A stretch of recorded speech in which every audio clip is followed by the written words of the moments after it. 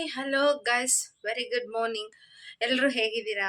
I hope ಎಲ್ಲರೂ ಚೆನ್ನಾಗಿದ್ದೀರಾ ಅಂತ ಅನ್ಕೊಂಡಿದ್ದೀನಿ. ನಾನು ಕೂಡ ಚೆನ್ನಾಗಿದ್ದೀನಿ ಅಂತ ಹೇಳ್ತಾ ಇವತ್ತಿನ ವ್ಲಾಗ್ ಸ್ಟಾರ್ಟ್ ಮಾಡ್ತಾ ಇದ್ದೀನಿ. So welcome back to Lakshmi Lokesh YouTube channel guys. ಇನ್ನು ಯಾರ್ಯಾರು ನನ್ನ ಚಾನಲ್ನ ಸಬ್ಸ್ಕ್ರೈಬ್ ಮಾಡಿದಿರಾ ನೋಡ್ತಾ ಇದ್ದೀರಾ, ಸಬ್ಸ್ಕ್ರೈಬ್ ಮಾಡ್ಕೊಂಡು ಸಪೋರ್ಟ್ ಮಾಡಿ ಅಂತ ಕೇಳ್ತಾ, ಇದುವರೆಗೂ ಯಾರ್ಯಾರು ಸಬ್ಸ್ಕ್ರೈಬ್ ಮಾಡಿದ್ದೀರಾ ಅವರೆಲ್ಲರಿಗೂ ಕೂಡ ನನ್ನ ಕಡೆಯಿಂದ ಹಾರ್ಟ್ಲಿ ಥ್ಯಾಂಕ್ಸ್ ಅಂತ ಹೇಳಕ್ ಇಷ್ಟಪಡ್ತೀನಿ. ಸೊ ಇನ್ನು ಇವತ್ತು ಗುರುವಾರ, ಸೊ ಡಬಲ್ ಡಬಲ್ ಖುಷಿ ವಿಚಾರ ಆ್ಯಕ್ಚುಲಿ. ಸೊ ಒಂದು ಬಂದು ಇವತ್ತು ಶುಂಠಿ ಹಾಕಿಸ್ತಾ ಇದ್ದೀವಿ ಹೊಲಕ್ಕೆ. ಸೊ ಅದು ಈಗಷ್ಟು ಇನ್ನೇನು ಹೊಲಕ್ಕೂ ಕೂಡ ಹೋಗ್ಬೇಕು ಇವತ್ತು. ಇನ್ನು ಇವತ್ತು ಅಂಗಡಿ ತೆಗಿಯಲ್ಲ, ಮನೆ ಹತ್ರನೂ ಕೂಡ ನೋಡ್ಕೊಳೋದಕ್ಕಾಗಲ್ಲ. ಸೊ ಅಲ್ಲಿ ಹೋಗಿ ಎಷ್ಟಾಗ್ತಾ ಇದ್ದಾರೆ, ಏನು ಎಷ್ಟು ಜನ ಬಂದಿದ್ದಾರೆ ಅಂತ ಹೋಗಿ ನೋಡಬೇಕು. ಇನ್ನು ಇನ್ನೊಂದು ಖುಷಿ ವಿಚಾರ ಏನಂದರೆ, ಈ ಮಂತು ಅಂದರೆ ಲಾಸ್ಟ್ 2 ಮಂತಿಂದ ನಾನು ಎಷ್ಟು ಸೇವ್ ಮಾಡಿದ್ದೀನಿ ಅನ್ನೋದನ್ನು ಶೇರ್ ಮಾಡ್ಕೊತಾ ಇದ್ದೀನಿ. ಸೊ ಯಾವುದರಿಂದ ಸೇವ್ ಮಾಡ್ಕೊತೀನಿ ಅನ್ನೋದನ್ನು ನಿಮಗೆ ತಿಳಿಸ್ಕೊಡ್ಬೇಕು ಅಂತ ಅಂದ್ಕೊಂಡಿದ್ದೀನಿ. ಯಾಕಪ್ಪ ಇವತ್ತಿನ ಈ ವ್ಲಾಗ್ ಮಾಡ್ತಾ ಇದ್ದೀನಿ ಅಂದರೆ, ತುಂಬ ಜನ ಹೆಣ್ಮಕ್ಳಿಗೆ ಯಾವ ಬಿಸ್ನೆಸ್ ಮಾಡಬೇಕು, ಏನು ಮಾಡಬೇಕು ಅನ್ನೋದು ಕ್ಲಿಕ್ ಇರಲ್ಲ. ಸೊ ಮನೇಲೇ ಕೂತ್ಕೊಂಡು ಯಾವ ಥರ ಅರ್ನ್ ಮಾಡ್ಬೋದು ಈಸಿಯಾಗಿ ಅಂತ ಶೇರ್ ಮಾಡೋಣ ಅಂತ ಅಂದ್ಕೊಂಡಿದ್ದೀನಿ. ಹಾಗೆ ನಾನು ಲಾಸ್ಟ್ 2 ಮಂತ್ಸಿಂದ ಎಷ್ಟು ಶೇರ್ ಮಾಡಿದ್ದೀನಿ ಅಥವಾ ಎಷ್ಟು ಜನಕ್ಕೆ ಏನು ಮಾಡಿದ್ದೀನಿ, ಎಷ್ಟು ಸೇವ್ ಮಾಡ್ಕೊಂಡಿದ್ದೀನಿ ಅನ್ನೋದನ್ನು ಇವತ್ತು ನಿಮ್ಮ ಜೊತೆ ಶೇರ್ ಮಾಡ್ಕೋತೀನಿ. ಯಾಕೆಂದರೆ ನನ್ನಂಥ ಹೌಸ್ ವೈಫ್ ಎಷ್ಟೋ ಜನಕ್ಕೆ ಯೂಸ್ ಆಗುತ್ತೆ ಅಂತ ನಾನು ಅಂದ್ಕೊಂಡಿದ್ದೀನಿ. ಸೊ ಹಾಗಾಗಿ ಬನ್ನಿ ಯಾವ ರೀತಿ ಏನು ಅಂತ ಸ್ಟಾರ್ಟ್ ಮಾಡೋಣ. ಸೊ ಕಿಟಕಿ ಕಡೆ ತುಂಬ ಬಿಸಿಲು ಬೀಳ್ತಾ ಇದೆ, ಏನು ಅಂದ್ಕೋಬೇಡಿ. ಸೊ ಗೈಸ್, ನಾನು ಈ ಹಿಂದಿನ ಬ್ಲಾಗಲ್ಲೇ ಮಾಡಿದ್ದೆ, ಜಾಸ್ತಿ ಬಂಡವಾಳ ಇಲ್ದಿರ ಕಡಿಮೆ ಬಂಡವಾಳದಲ್ಲಿ ಏನು ಮಾಡ್ಬೋದು, ಹಾಗೆ ಯಾವ ಕ್ಲಿಕ್ ಆಗುತ್ತೆ ಅಂತ. ನಮ್ಮಂಥ ಮಿಡಲ್ ಕ್ಲಾಸ್ ಜನಕ್ಕೆ ಜಾಸ್ತಿ ಬಂಡವಾಳ ಹಾಕಿ ಮಾಡೋವಂಥದ್ದು ಏನೂ ಇರಲ್ಲ. ಅಂದರೆ ಇರಲ್ಲ ಅನ್ನೋದಲ್ಲ, ಕೆಲವೊಂದ್ಸಲ ಏನಾಗುತ್ತೆ ಅಂದರೆ, ನಾವು ಯಾವುದಕ್ಕಾದರೂ ಇನ್ವೆಸ್ಟ್ಮೆಂಟ್ ಮಾಡಿಬಿಟ್ರೆ ಅದ್ರಲ್ಲಿ ಬರುತ್ತಾ ಇಲ್ವಾ, ಲಾಸ್ ಆದರೆ ಮನೆಯಲ್ಲೇ ಹಸ್ಬೆಂಡ್ ಬೈತಾರೆ, ಅಥವಾ ಫ್ಯಾಮಿಲಿ ಫುಲ್ ಬೈತಾರೆ, ಅತ್ತೆ ಮನೇಲಾಗಿರ್ಬೋದು ಅಥವಾ ತಾಯಿ ಮನೇಲಾಗಿರ್ಬೋದು, ಬೈತಾರೆ ಅನ್ನೋ ಇದರಲ್ಲೇ ತುಂಬ ಇರ್ತೀವಿ. ಬಂಡವಾಳ ಹಾಕೋಕ್ಕೂ ಕೂಡ ಹೆದರ್ಕೊಳ್ತಾ ಇರ್ತೀವಿ. ನಾನು ಅಂಥದ್ರಲ್ಲಿ ಯಾವ ಬಿಸ್ನೆಸ್ ಸ್ಟಾರ್ಟ್ ಮಾಡಿದೆ ಮತ್ತು ಏನು ಯೂಸ್ ಆಗುತ್ತೆ ಅನ್ನೋದನ್ನು ಹೇಳ್ಕೊಬಿಡ್ತೀನಿ. ಮೊದಲಿಗೆ ಗೈಸ್, ನಾನು ಬಿಸ್ನೆಸ್ ಮಾಡಿದ್ದು ಡ್ರೆಸ್ಸು. ಸೊ ಚೂಡಿದಾರ್ ಟಾಪ್ಸ್ ಮಾತ್ರ.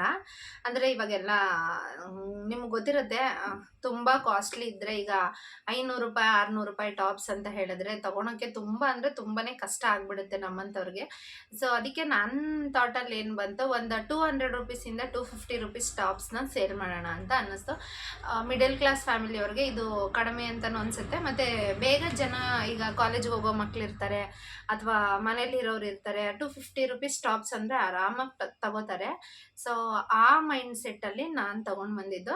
ಸೊ ನಾನು ತೊಗೊಂಡು ಬಂದಾಗ ನಾನು ಜಸ್ಟ್ ಬಂಡವಾಳ ಹಾಕಿದ್ದು ಗೈಸ್ 14,000 ಚಿಲ್ಲರೆ ಆಗಿತ್ತು. ಬಟ್ 14,000 ಇಟ್ಕೊಳ್ಳಿ.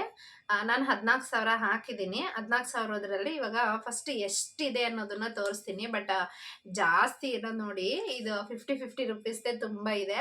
ಬಟ್ ನಾನು ಇದಷ್ಟು ಎಣಿಸ್ಕೊಂಡು ತೋರ್ಸೋಕ್ಕಾಗಲ್ಲ, ಯಾಕೆಂದರೆ ಕೆಲವ್ರು ನಂಬಲ್ಲ. ಸೊ ಹಾಗಾಗಷ್ಟೇ 1000 ರುಪೀಸು, 2000, 3000, 4000, 5000, 6, 7, 8, 9, ಸೊ ಇದು 10. ಇದೆಷ್ಟಿದೆ ಅಂತ ಹೇಳಿದ್ರೆ, ಇದು ತುಂಬ ಟೈಮ್ ತೊಗೊಂಡಂತೆ ಗೈಸ್. ಬರೀ 50 ರೂಪಾಯಿದಿದೆ, ಮತ್ತು ಒಂದು ಸ್ವಲ್ಪ 100 ರೂಪಾಯಿದಿದೆ, 2,000 ರೂಪಾಯಿದು, ಅಲ್ಲ ಸಾರಿ 200 ರೂಪಾಯಿದೂ ಕೂಡ ಇದರಲ್ಲಿದೆ. ಇದು ಬಂದು ಇವಾಗ 9,000 ರೂಪಾಯಿ ದುಡ್ಡಿದೆ. ಸೊ ಇನ್ನೂ ಒಂದು ಸ್ವಲ್ಪ ಟಾಪ್ಸ್ ಇದೆ ನನಗೆ. ಟಾಪ್ಸ್ ಅಂಗಡಿಲೇ ಇಟ್ಟಿದ್ದೀನಿ. ನಾನು ಅಂಗಡಿಲಿ ಹೋದಾಗ ಅದನ್ನು ನೆಕ್ಸ್ಟ್ ವ್ಲಾಗಲ್ಲಿ ಎಷ್ಟು ಮಿಕ್ಕಿದೆ ಅನ್ನೋದನ್ನು ತೋರಿಸ್ತೀನಿ. 14,000 ರೂಪಾಯಿ ಬಂಡವಾಳ ಹಾಕಿದರೆ 19,050 ರೂಪಾಯಿ ಇದರಲ್ಲಿದೆ. ಸೊ ನಂದು ಮನೇಲೇ ಇದ್ದು ನಾನು ಲಾಭ ಮಾಡ್ಕೊಂಡಿರೋದು 14, ಅಂದರೆ ಇನ್ನೇನು ಹೆಚ್ಚು ಕಮ್ಮಿ 1,000 ಕಡಿಮೆ 6,000 ರೂಪಾಯಿ ನನಗೆ ಪ್ರಾಫಿಟ್ ಆಗಿದೆ. ಮತ್ತು ಪ್ಲಸ್ ಇನ್ನೂ ಒಂದು 4-5 ಟಾಪ್ ಇರ್ಬೋದು, ಅದರಿಂದ ಆವ್ರೇಜ್ ಒಂದು 2,000 ರೂಪಾಯಿ ಇಟ್ಕೊಳ್ಳಿ. ಸೊ 7-8,000 ರೂಪಾಯಿ ಆಗಿದೆ. ಸೊ ನಾನು ಸ್ವಲ್ಪ ಕಮ್ಮಿಲಿ ಮಾಡೋದು ಮತ್ತು ಮನೆಯಲ್ಲೇ ಮಾಡ್ಕೊಳೋದ್ರಿಂದ ಜಾಸ್ತಿ ಆಲ್ಮೋಸ್ಟ್ ಮನೆ ಹತ್ರನೇ, ಇಲ್ಲಿರೋ ಸುತ್ತಮುತ್ತ ಇರೋರ ಹತ್ರ ಏನಿದೆಯೋ ಮನೆಯಲ್ಲೇ ಇಟ್ಕೊಂಡು ಬಂದಾಗ, ನಾನಂದರೆ ಈಗ ಫ್ರೆಂಡ್ಸ್ ಸರ್ಕಲ್ ಮಾಡ್ಕೊತೀವಿ. ಇವಾಗ ಪಕ್ಕದ ಮನೆಯವ್ರು ತಗೋತಾರೆ, ಅವ್ರು ಯಾರಿಗಾದ್ರೂ ಇನ್ನೊಬ್ರಿಗೆ ಹೇಳ್ತಾರೆ. ಅದೇ ಥರ ಇಲ್ಲಿ ನಮ್ಮ ಬೀದಿಲಿರೋರು ಅಥವಾ ಹೊರಗಡೆ ಇರೋರು ನನ್ನ ಅಂಗಡಿ ಎದುರುಗಡೆನೆ ಸ್ಕೂಲ್ ಮಕ್ಳು ಇರೋದ್ರಿಂದ ಆ ಸ್ಕೂಲ್ ಮಕ್ಳಿಗೂ ₹250 ಟಾಪ್ಸ್ ಅಂತಂದಿದ್ರೆ ಸೊ ಅವರು ಈಸಿಯಾಗಿ ತಗೋತಾರೆ. ಮನೇಲೇ ಇದ್ದುಕೊಂಡು ಮಾಡ್ಬೋದು. ತಿಂಗಳಿಗೆ ₹6,000 ಸಂಪಾದನೆ ಮಾಡಿದ್ದೀನಿ. ಬಟ್ ಇದು ನನ್ನ ಸ್ಟಾರ್ಟಿಂಗ್ ನೋಡೋಣ ಮನೇಲಿ ಅಂತ ಹೇಳಿ ತಗೊಂಬಂದಿದ್ದು. ಸೊ ನೆಕ್ಸ್ಟ್ ಹೋದ್ರೆ ಇನ್ನೊಂದು ₹30,000 ತಗೊಂಬರೋಣ ಅಂತ ಅನ್ಕೊಂಡಿದ್ದೀನಿ. ಎಷ್ಟೊಂದು ಜನ ಮನೇಲಿ ಎದ್ರುಕೊಂತಾರೆ. ಬಟ್ ನೀವು ನಂದಂದ್ರೆ ಇನ್ನೊಂದೇನಪ್ಪ ಅಂದ್ರೆ ಅಂಗಡಿ ಇದೆ. ಸೊ ಮನೇಲಿ ಎಷ್ಟಾಗುತ್ತೋ ಅಷ್ಟು ಮಾಡ್ಕೋತೀನಿ. ಇನ್ನು ಮಿಕ್ಕಿದ್ದು ಅಂಗಡಿಗೆ ಹಾಕೋತೀನಿ. ಅಂಗಡಿ ಅಂದ್ರೆ ಬಟ್ಟೆ ಅಂಗಡಿ ಅಲ್ಲ. ಸೊ ನಂದೊಂಥರ ಎಲ್ಲ ಮಿಕ್ಸ್ ಬ್ಯಾಂಗಲ್ ಸ್ಟೋರ್ ಇರೋದು. ಸೊ ಸ್ಕೂಲ್ ಎದುರುಗಡೆ ಇರೋದ್ರಿಂದ ಸ್ಕೂಲ್ ಮಕ್ಳಿಗೆ ಬೇಕಾಗಿರೋಂಥ ಬುಕ್ ಸ್ಟೋರು ಮತ್ತು ಬ್ಯಾಂಗಲ್ ಸ್ಟೋರ್ಸು ಅದರಲ್ಲೇ ಸ್ವಲ್ಪ ನೈಟಿ ಡ್ರೆಸ್ಸಸ್ಸು ಈ ಥರ ಇಟ್ಕೊಂಡಿದ್ದೀನಿ ಅಷ್ಟೇ.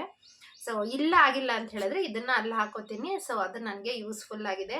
ನೀವು ಯಾರಾದರೂ ಮಾಡ್ತೀನಿ ಅಂತ ಹೇಳಿದ್ರೆ ಸ್ಟಾರ್ಟಿಂಗ್ ಒಂದು ₹5,000 ಬಂಡವಾಳ ಹಾಕೊಂಡ್ರೆ, ಅಂದರೆ ನಿಮ್ಗೆ ಜಾಸ್ತಿ ಫ್ರೆಂಡ್ಸ್ ಸರ್ಕಲ್ ಇದೆ ಅಥವಾ ಮನೆ ಹತ್ರ ಎಲ್ಲರೂ ಹೆಣ್ಮಕ್ಳಿದ್ದಾರೆ ಅಥವಾ ಯಾರಾದರೂ ತಗೊಳೋರು ಇದ್ದಾರೆ ಅನ್ನೋ ನಿಮ್ಮ ಏರಿಯಾ ನೋಡಿದ್ರೇ ನಿಮಗೆ ಗೊತ್ತಾಗಿರುತ್ತೆ. ಸೊ ಯಾಕೆಂದರೆ ಇದು ಡಿಪೆಂಡ್ಸ್ ಏರಿಯಾ ಮೇಲೂ ಆಗುತ್ತೆ. ನಾವು ಎಲ್ಲೋ ಪ್ರೊಫೆಷ್ನಲ್ ಏರಿಯಾದಲ್ಲಿ ಇದ್ದೀವಿ ಅಂತ ಹೇಳಿದರೆ ಆ ಏರಿಯಾಗೆ ಹೋಗ್ಬಿಟ್ಟು ಅವರು ₹250 ಟಾಪ್ ತೊಗೊಳ್ಳಿ ಅಂದರೆ ಖಂಡಿತ ತೊಗೊಳಲ್ಲ ಅವರು.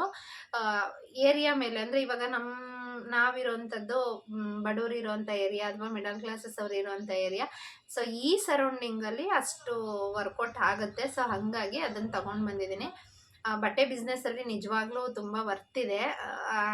ಆ್ಯಕ್ಚುಲಾಗಿ ಹೇಳ್ಬೇಕು ಅಂತ ಹೇಳಿದ್ರೆ ಇನ್ವೆಸ್ಟ್ಮೆಂಟ್ ಮಾಡೋದೋ ಬೇಡವಾ ಅಂತ ಫಸ್ಟ್ ಇದ್ದೆ. ನಾನು ಫಸ್ಟ್ ಮಾಡಿದಾಗ ಏನಾಯಿತು ಅಂತ ಹೇಳಿದ್ರೆ, ಅಂದರೆ ನಮ್ದು ಬೆಂಗಳೂರು ಮೈಂಡ್ ಸೆಟ್ಟಲ್ಲಿ ನಾನು ಸ್ಟಾರ್ಟ್ ಮಾಡಿದ್ದು.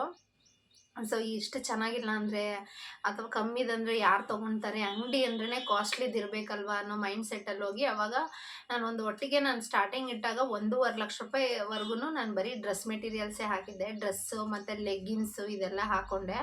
ಬಟ್ ಅದು ಒಂದು ಆಲ್ಮೋಸ್ಟ್ ನಾನು ಸೇಲ್ ಮಾಡಿಕೊಂಡೆ. ಬಟ್ ತುಂಬ ಅಂದರೆ ತುಂಬ ಕಷ್ಟ ಆಯಿತು. 3 ವರ್ಷ ಬೇಕಾಯಿತು ನಾನು ಅದನ್ನು ಸೇಲ್ ಮಾಡಿ ನಾನು ಅದರದ್ದು ಗಂಟು ತೆಗಿಬೇಕು ಅಂತ ಹೇಳಿದ್ರೆ. ಆಮೇಲೆ ನನಗೊಂದು ಐಡಿಯಾ ಬಂತು. ಸೊ ಇಟ್ಸ್ ಡಿಪೆಂಡ್ ಏರಿಯಾ ಮೇಲೆ. ನಾನಿರೋ ಏರಿಯಾಯಲ್ಲಿ ಈ ಏರಿಯಾದಲ್ಲಿ ಇಷ್ಟು ಕಾಸ್ಟ್ಲಿದು ಹೋಗಲ್ಲ ಅಂಥೇಳಿ ಸೊ ಡ್ರೆಸ್ಸಸ್ನ ಇಟ್ಟೆ. ಈಗ ಇನ್ನು ನಾನು ಮತ್ತೆ ನನ್ನ ಮನೆ ಗೃಹ ಪ್ರವೇಶ ಮುಗಿದ್ಮೇಲೆ ಮತ್ತೆ ತರ್ತೀನಿ. ಯಾರಾದರೂ ನೀವು ಮಾಡೋರಿದ್ರೆ ನಾನು ಎಲ್ಲಿ ತರ್ತೀನಿ ಅಂತ ಹೇಳಿ. ಗೈಸ್ ಆ್ಯಕ್ಚುಲಿ ನಾನು $250ಗೆ ಸೇಲ್ ಮಾಡ್ತೀನಿ ಅಂತ ಹೇಳಿದ್ರೆ ನನಗೆ ಸಿಗೋದು ಎಷ್ಟಕ್ಕೆ ಸಿಗುತ್ತೆ ಅನ್ನೋದನ್ನು ನಾನು ಹೇಳ್ತೀನಿ. ಸೊ ₹250ಗೆ ನಾನು ಸೇಲ್ ಮಾಡ್ತೀನಿ ಅಂದರೆ ನನಗೆ ಕೆಲವೊಂದು 150ಗೆ ಬಂದಿರುತ್ತೆ, ಕೆಲವೊಂದು 170ಗೆ ಬಂದಿರುತ್ತೆ.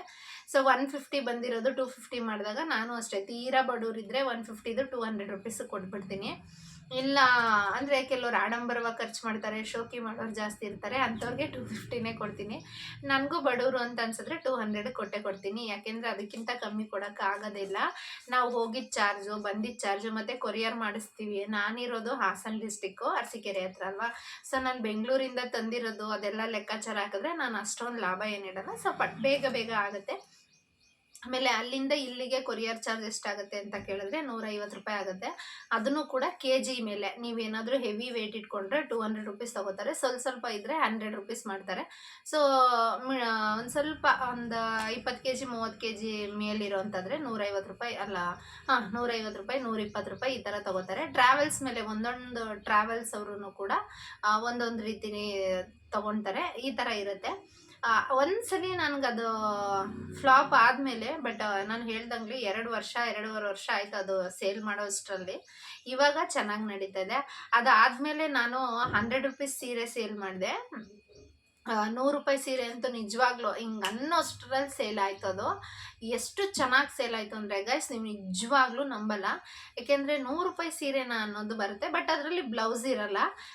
ಸೊ ನಾನು ಹೇಳಿದ್ನಲ್ಲ, ಕೂಲಿ ಕೆಲ್ಸಕ್ಕೆ ಆಗಿರೋರಾಗಿರ್ಬೋದು ಅಥವಾ ತುಂಬ ಬಡವರು ಎಷ್ಟೊಂದು ಜನ ಇದ್ದಾರೆ.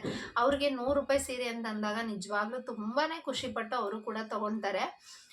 ₹100 ಸೀರೆ ಏನಂತ ಮೋಸ ಏನಿಲ್ಲ. ಅದನ್ನು ನಾನು ಒಂದು ಇಟ್ಕೊಂಡಿದ್ದೆ, ಬಟ್ ಅದು ಅಮ್ಮ ತಗೊಂಡೋಗಿದ್ದಾರೆ. ಬಟ್ ತುಂಬ ಅಂದರೆ ತುಂಬಾ ಚೆನ್ನಾಗಿದೆ ಗೈಸ್. ಒಂದು ನಿಮಿಷ ಅದೇನಾದರೂ ಇದೆಯಾ ಅಂತ ಒಂದ್ಸಲಿ ಚೆಕ್ ಮಾಡ್ತೀನಿ. ₹100 ಸೀರೆ ಯಾವ ಥರ ಬರುತ್ತೆ ಅಂತ ಹೇಳಿ. ಬಟ್ ಅದನ್ನು ನಾನು ಯೂಸ್ ಮಾಡಿದ್ದೀನಿ, ತೋರಿಸ್ತೀನಿ ರೀ. ಸಾರಿ ಗೈಸ್, ಅದು ಆ್ಯಕ್ಚುಲಿ ಇಲ್ಲ, ಅಮ್ಮ ತಗೊಂಡು ಹೋಗಿದ್ದಾರೆ ಅಂತ ಅನ್ಸುತ್ತೆ. ನಿಜವಾಗ್ಲೂ ತುಂಬ ವಸ್ಟಾಗಂತೂ ಇಲ್ಲ, ಖಂಡಿತ ಅದು ತುಂಬ ಚೆನ್ನಾಗೇ ಇದೆ. ಅದು ಕೂಡ ನಾನು ಆಗಲೇ ಹೇಳ್ದಂಗೆ ಈ ಥರ ತಟ್ ಅನ್ನೋಷ್ಟರಲ್ಲಿ ಸೇಲ್ ಆಗುತ್ತೆ, ಅಷ್ಟು ಚೆನ್ನಾಗಿರುತ್ತೆ. ಆ ಸೀರೆನೂ ಸೇಲ್ ಮಾಡಿ ನೀವು ಯಾರಾದರೂ ಮನೆಯಲ್ಲೇ ಕೂತ್ಕೊಂಡು ಬಿಸ್ನೆಸ್ ಮಾಡೋರಿದ್ರೆ ಏನು ಮಾಡೋದು ಅಥವಾ ಕಮ್ಮಿ ಇನ್ವೆಸ್ಟ್ಮೆಂಟಲ್ಲಿ ಈ ಥರ ಬಜೆಟಲ್ಲಿ ಯಾರಾದರೂ ಮಾಡೋರಿದ್ದರೆ ನನಗೆ ಶೇರ್ ಮಾಡಿ. ನಾನು ನೆಕ್ಸ್ಟ್ ಟೈಮ್ ಹೋದಾಗ ಏಪ್ರಿಲ್ ಅಥವಾ ಮೇಯಲ್ಲಿ ಹೋಗ್ತೀನಿ ಮತ್ತೆ ಸ್ಟಾಕ್ ರೀಸ್ಟಾಕ್ ಮಾಡೋದಕ್ಕೆ. ಆವಾಗ ಹೋದಾಗ ಯಾವ ಅಂಗಡಿ ಎಲ್ಲಿರೋದು ಏನು ಅಂತ ಪ್ರತಿಯೊಂದನ್ನು ನಾನು ನನ್ನ ಬ್ಲಾಗಲ್ಲಿ ಶೇರ್ ಮಾಡ್ಕೊಳ್ತೀನಿ. ಬಟ್ ಮಾಡ್ತೀನಿ ಅನ್ನೋರು ಕಮೆಂಟ್ ಮಾಡಿ. ನಿಜವಾಗ್ಲೂ ನೀವು ಮಾಡ್ಬೋದು. ಯಾಕೆಂತ ಹೇಳಿದ್ರೆ ₹100 ಸೀರೆ ಅಂತ ತೊಗೊಂಬಂದು ನೀವು ಅಂದರೆ ಅದು ನಮ್ಗೆ ಇನ್ನೂ ಕಡಿಮೆಗೆ ಬಿದ್ದಿರುತ್ತೆ. ಸೊ ನೀವು ಬರೀ ₹100 ಸೇಲ್ ಮಾಡಿದಾಗ ನಿಜವಾಗ್ಲೂ ಒಂದೊಂದು ಸೀರೆಯಲ್ಲಿ ಒಂದು ₹30 ₹40 ಅಂತೂ ಬಿದ್ದೇ ಬೀಳುತ್ತೆ. ₹60 ₹70ಗೆ ಯಾವ ಸೀರೆ ಬರುತ್ತಲ್ವ, ಅಂಥದ್ರಲ್ಲಿ ಈ ಸೀರೆ ಬರುತ್ತೆ ಅಂತ ಹೇಳಿದ್ರೆ ನೀವೇ ಇಮ್ಯಾಜಿನ್ ಮಾಡ್ಕೊಳ್ಳಿ. ಸಿಗುತ್ತೆ. ಬಟ್ ಒಂದೊಂದ್ಸಲಿ ಅಲ್ಲಿ ಸ್ಟಾಕ್ ಇಲ್ಲ ಅಂತ ಹೇಳಿದಾಗ ಅವ್ರು ನಮಗೆ ವಾಟ್ಸಪ್ ಮಾಡ್ತಾರೆ ಸ್ಟಾಕ್ ರೀಸ್ಟಾಕ್ ಆಗಿದೆ ಅಂತ.